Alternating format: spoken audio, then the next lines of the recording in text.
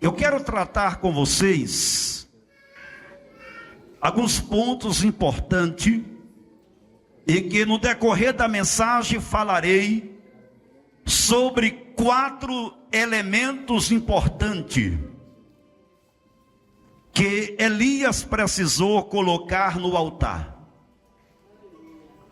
para que assim Deus pudesse apreciar, para que assim aqueles elementos chegassem às narinas de Deus e Deus pudesse manifestar o seu poder.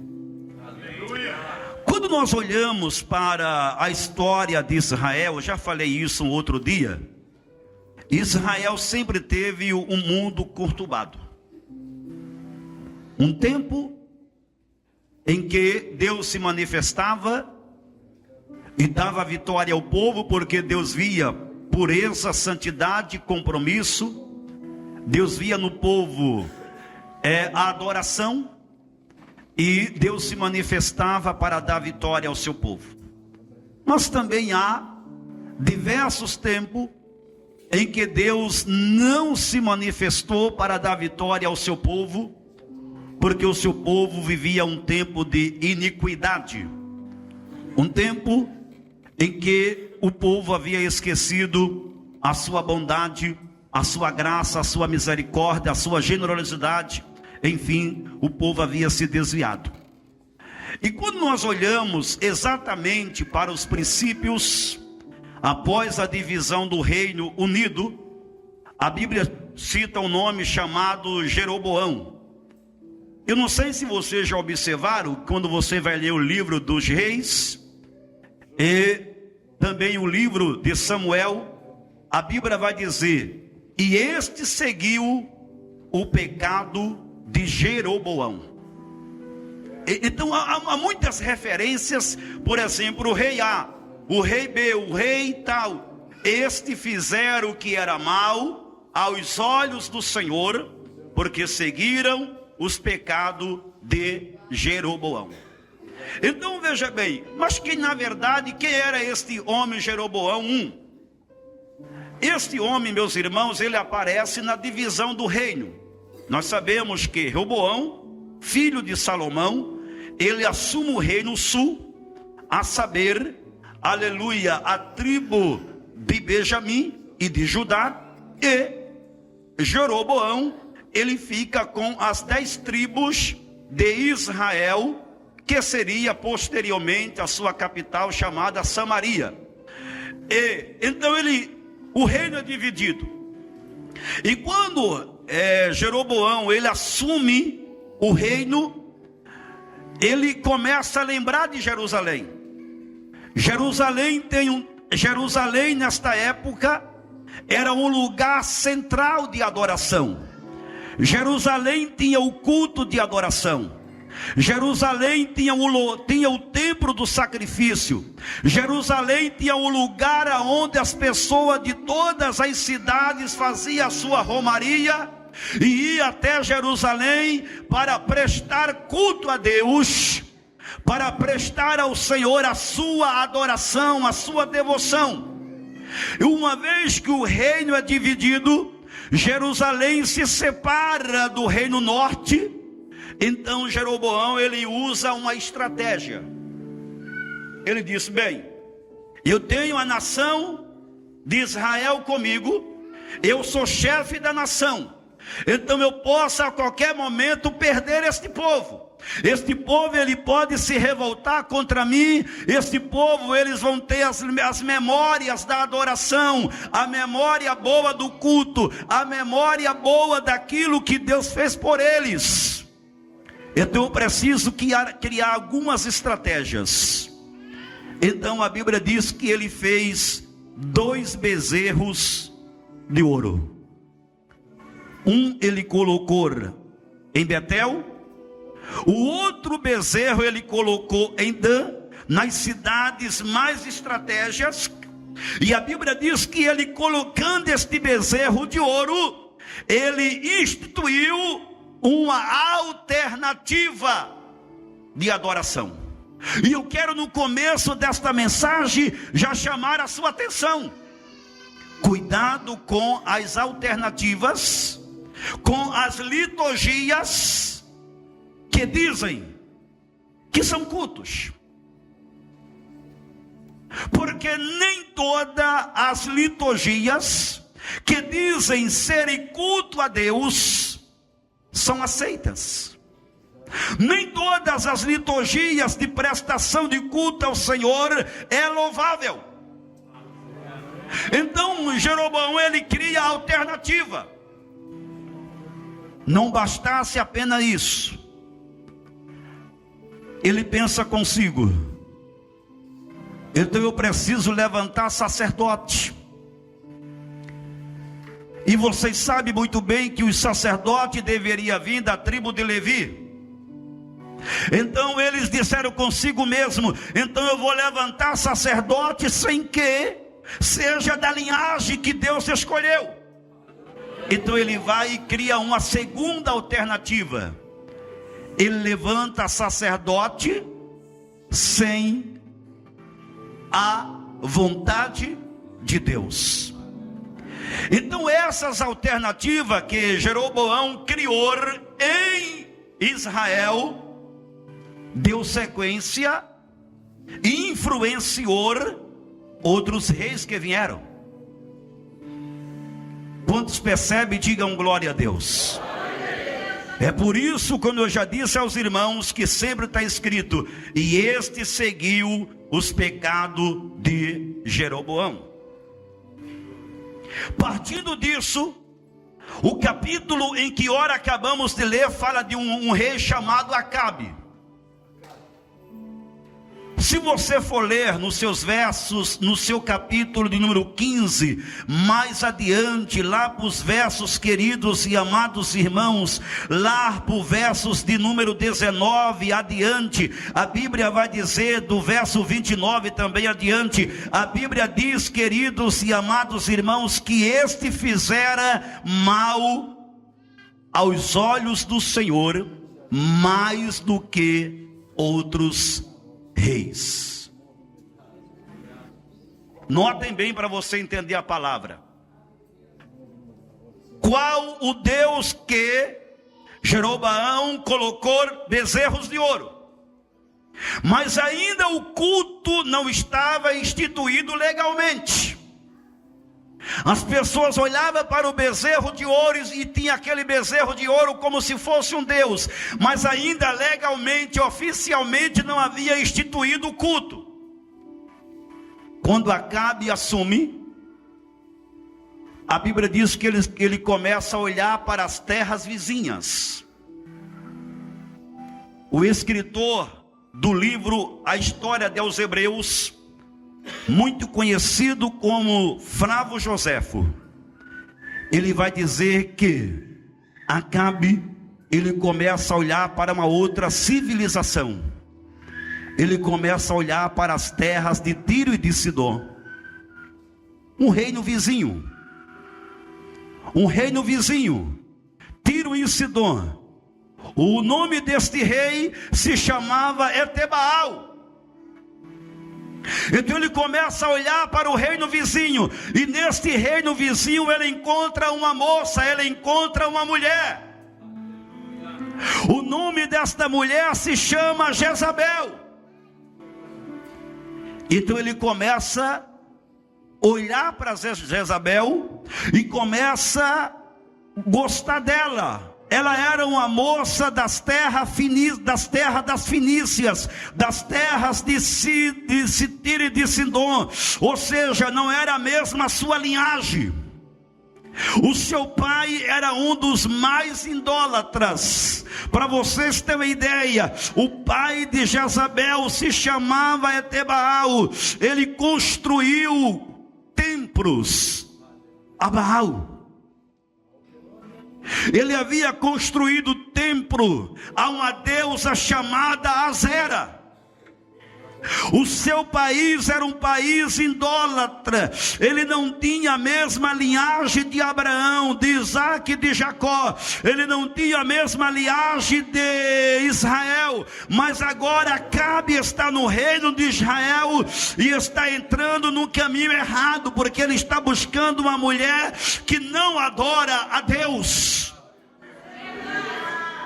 Ele está entrando numa contramão, porque ele está interessado por um lugar, por uma pessoa que não tem princípios. E um outro ponto que eu chamo a sua atenção: qual o princípio que nós temos como igreja?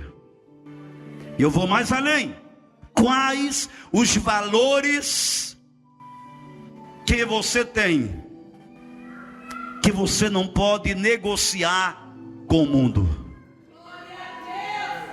Se alguém te oferecer ouro, se alguém te oferecer prata, se alguém te oferecer, aleluia, posição, se alguém te oferecer status, se alguém te oferecer alguma coisa que o seu coração parece ver bem esta coisa, qual o valor que você tem? Você negociará ou você não negociará por amor à santidade e à sua salvação?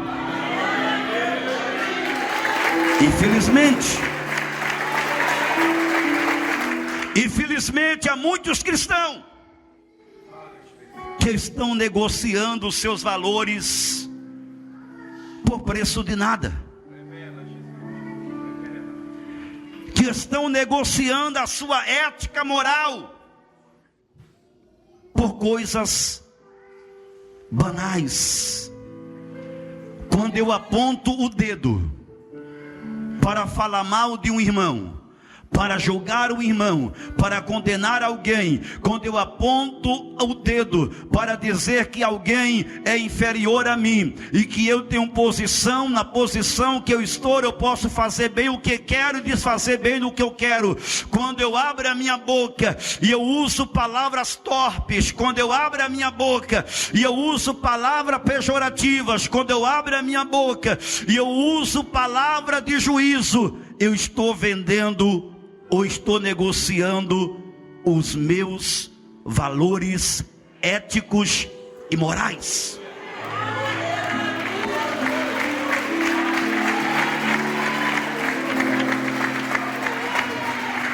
Deus está falando conosco através desta palavra. Nós precisamos nos colocarmos diante do espelho e olharmos para a nossa própria vida espiritual. Nós precisamos nos colocar diante do espelho e olharmos, aleluia, e pensarmos: aquilo que eu estou fazendo, isso que eu estou fazendo, se Cristo estivesse aqui na terra, Ele faria o mesmo que eu estou fazendo.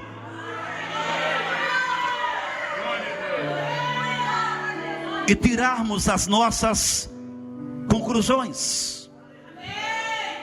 Eu vou adiantar por causa do horário. Então Acabe, ele não ouve ao Senhor.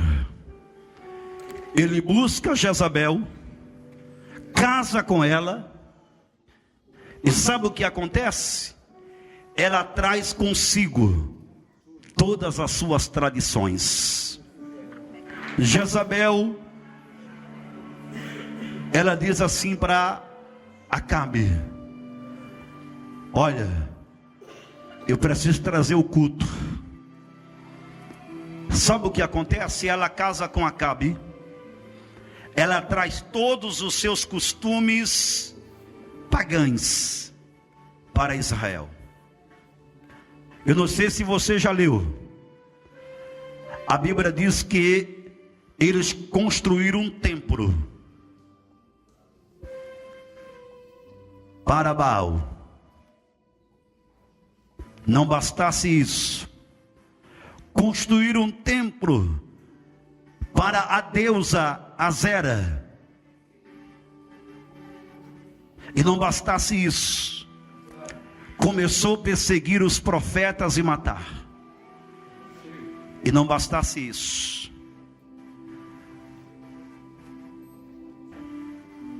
eles começaram agora a investir fortemente. Agora Deus não fazia mais presente em Israel nesse tempo. A Bíblia diz que houve um tempo em que a nação olhava para o céu e dizia: vai chover. Sabe o que eles pensavam? Quem vai mandar chuva é Baal. Baal é o Deus da chuva. Baal é o Deus da fertilidade. Baal é o Deus do sol. Baal é o Deus que nos dá a colheita. Baal é o Deus que nos dá o gado, que nos dá as ovelhas. Baal é o Deus que prospera o nosso rebanho. Baal é o Deus que prospera a nossa vida. Um dia Deus olhou lá do céu e disse: eu vou mostrar para eles que não é Baal. Agora eu preciso de alguém corajoso. Deus levantou quem? Deus levantou quem? Profeta Elias. Segundo a minha palavra, diga para ele que não irá chover. Que por mais de 3 anos não haverá chuva. E eu quero ver se Baal é o Deus da fertilidade. Eu quero ver se Baal é o Deus que manda a chuva. Eu quero ver se Baal é o Deus de Israel. Porque ainda eu continuo sendo o Deus do meu povo. O meu povo se corrompeu, mas eu continuo sendo o seu Deus. Lai alabalabalaba surianda labaia. Oh glória! Olhe para cá. Elias vai e entrega a mensagem. Vocês sabem, Deus disse: Elias, foge, porque você vai ser procurado a morte. Eu não vou entrar nesse detalhe porque a hora não me espera. Elias fugiu. Depois de alguns anos, Deus disse a Elias: você viu? A seca é tão grande que os riachos, os rios já estão secando. Alguns já não tem mais água. A seca é tão grande que já não há mais colheita, e sem colheita há fome, sem água há morte, sem semear e sem plantar não há como colher. A lei da semeadura é esta: planta e colhe. Não é primeiro colhe para plantar. A lei da semeadura primeiro é semear para colher. Glória a Deus. Você está vendo, Elias? Eles estão se lamentando, os gados estão a morrer, as ovelhas estão a morrer, eles mesmos estão perecendo. Agora uma coisa eu vou te falar, Elias, vai ter com ele.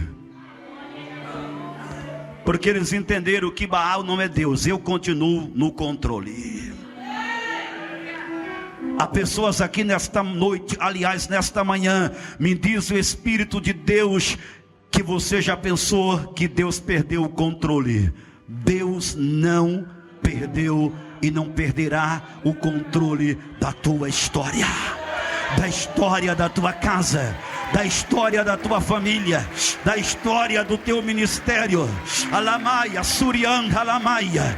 Deus não perdeu e não perderá o controle.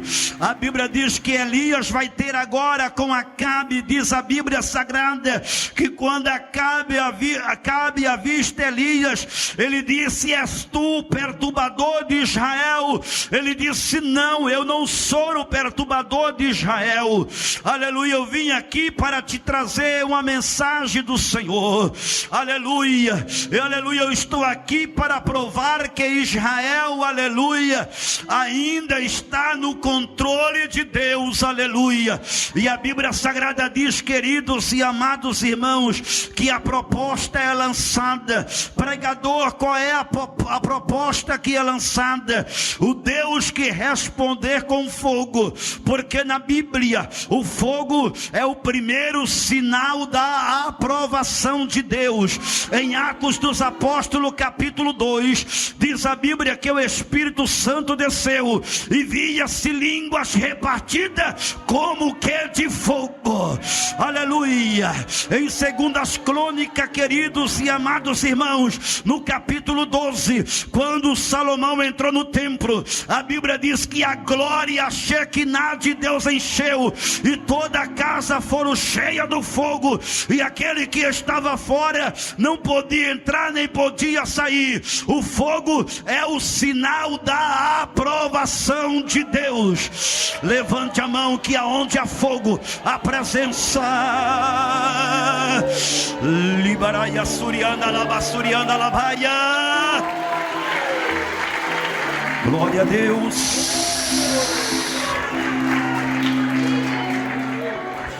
Capítulo 18, versículo 20. Então enviou Acabe os mensageiros a todos os filhos de Israel, aleluia, ajuntou os profetas no Monte Carmelo.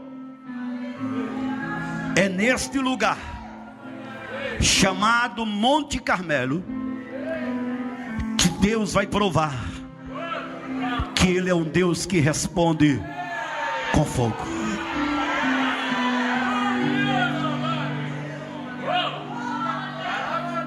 Elias olhou, ele viu 450 profetas de Baal, que adoravam no templo de Baal. Ele olhou, viu mais 400 profetas de Azera, que adoravam no templo de Azera. Então Elias disse: olha, vocês são muitos, preparai o melhor touro, o melhor bezerro, prepare o vosso altar, aleluia, parti-os em diversos pedaços ali o vosso bezerro, coloque sobre o altar e clame ao vosso Deus, porque se Ele é Deus, Ele responderá. Você conhece a história. A Bíblia diz que eles clamaram o dia todo. A Bíblia diz que eles clamaram, aleluia, a noite toda. Chegando ao meio-dia, diz a Bíblia que não houve movimento algum, porque o Deus deles tem boca, mas não fala, tem olhos, mas não ouve, tem mão, mas não apalpa, tem pé, mas não anda. Então não há como se movimentar, não há como responder. Diz a Bíblia que eles começaram a se cortar entre si eles se destruíram com faca e canivete, e diz a Bíblia que não houve resposta alguma. Agora Elias disse: agora eu vou reparar o altar. A Bíblia Sagrada diz que ele prepara o boi. Após o altar estar reparado, ele coloca em cima do altar. Você conhece a história. E Elias, ele prepara 4 elementos. O primeiro elemento, chamado holocausto. Holocausto fala de sacrifício, mas não é um sacrifício superficial, algo raso, é algo com profundidade e entrega. Eu fico preocupado, me desculpa a expressão, mas eu fico preocupado com um crente que às vezes faz muito barulho e é igual lata vazia. Nada contra barulho, nós somos pentecostais. Nada contra barulho. A nossa igreja é a igreja de barulho, mas não podemos ser cristão lata vazia. Ele faz muito barulho e termina o culto, ele está seco. Está igual terra de sertão. Chove, chove, mas não molha. O coração dele está cheio de ira. O coração dele está cheio de rancor. A boca dele tem palavras torpes. Ele se assenta na roda dos escarnecedores. Lá na empresa ele é um mau exemplo para o patrão. Ele é um mau exemplo para os colegas de trabalho. E chega aqui na igreja, ele faz barulho, é lata vazia. Deus não tem compromisso com lata vazia. Deus tem compromisso com crente cheio do Espírito. Oh, que tem os frutos do Espírito: amor, paz, longanimidade, oh, perdão, oh, santidade. Aí,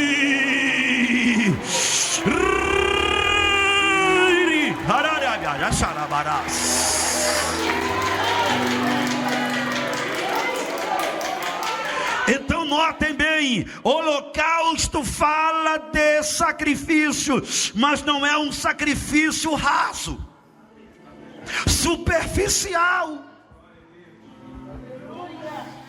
Holocausto também fala de adoração. Adoração não é apenas cantar. Eu vou cantar, estou adorando. Não, não é isso não, só não, querido. Na verdade, no original, adoração quer dizer gratidão extraída. Se você é um levita, um cantor, alguém que prega, alguém que louva, mas se você não tem um coração aquebrantado, com espírito de gratidão, nós estamos muito longe de ser um verdadeiro adorador. Porque o adorador, em tudo ele dá graça. Levante a mão e diga: em tudo dá graça. Holocausto, meus queridos e amados irmãos, ele também fala de expiação. Diga: expiação. Você sabe muito bem que no passado o pecado era expiado através do sangue do cordeiro, dos animais. Expiado é diferente de retirado. O sacrifício na época não retirava o pecado, apenas expiava, perdoava. Jesus não veio para expiar o pecado, ele veio para retirar o pecado. É por isso que Paulo diz que ele não leva em conta o tempo da ignorância. Porque ele retirou o pecado. Ele olhou para mim e disse: olha, Venceslau, o que você fez antes de me conhecer, quando você me aceitou, eu retirei todo o pecado. Eu não expiei, eu retirei de você. Você é nova criatura. Aqueles que estão em Cristo, aqueles que estão em Cristo, aqueles que estão em Cristo, todas as coisas se fizeram novas. Então é uma nova pessoa.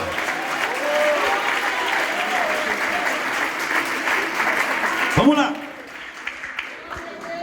Primeiro elemento, o holocausto. Segundo elemento, a lenha. A lenha aqui, meus irmãos, é uma possibilidade humana. Diga comigo: possibilidade humana. Tem condição de o altar pegar fogo se primeiro não coloque a lenha? É necessário colocar a lenha. Então a lenha aqui é uma possibilidade humana. Sem a lenha o fogo não teria sobre o altar o que queimar. assim também sem entrega total, não há como o fogo de Deus agir em nós. Isso é forte. Sem a lenha não tinha como o fogo, não tinha o que queimar o fogo no altar. Então a lenha foi necessária para que o fogo viesse queimar no altar.